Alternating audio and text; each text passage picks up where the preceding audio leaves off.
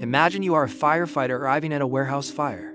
Inside, there is a massive LPG storage tank. You look at it. There are no leaks. No gas is escaping. The safety relief valve is hissing a little bit, but the tank looks solid. Most people think, it's sealed. It's safe. We have time. That is the deadliest mistake you can make in the gas industry. History is full of disasters like the Faisin refinery in France or San Juanico in Mexico, where firefighters died because they thought a sealed tank was safe. The reality is terrifying. A tank doesn't need a leak to explode. In fact, a sealed tank surrounded by fire is actually more dangerous than a leaking one.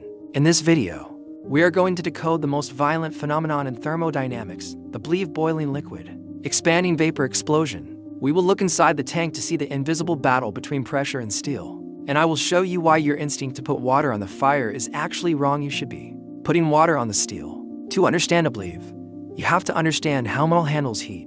Let me tell you a simple story so it makes sense. Imagine you put a plastic bottle filled with water over a campfire. Will it melt? Surprisingly, no. The water inside absorbs the heat from the fire and boils. As long as there is water touching the plastic stays at 100 C safe and cool. The energy goes into the water, not the bottle. Now, imagine you pour out half the water.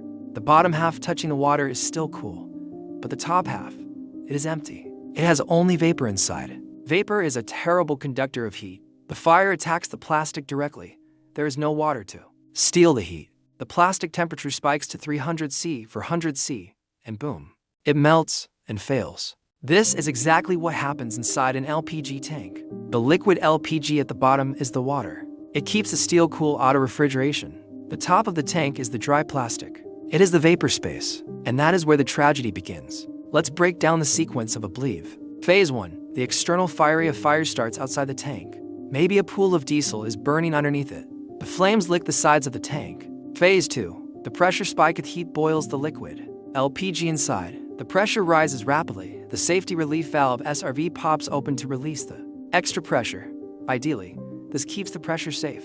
But the fire is adding heat faster than the valve can vent it. The pressure keeps climbing. Phase 3. The metal fatigue, the critical moment. This is the invisible killer. The flames are now heating the top of the tank, the vapor space. Because there's no liquid there to cool it, the steel temperature shoots up to 600 C or 700 C. At this temperature, steel loses its strength. It becomes like clay. Inside, you have massive pressure 20 bar, 30 bar pushing out. Outside, you have soft, weak steel. The metal starts to bulge. It forms a bubble.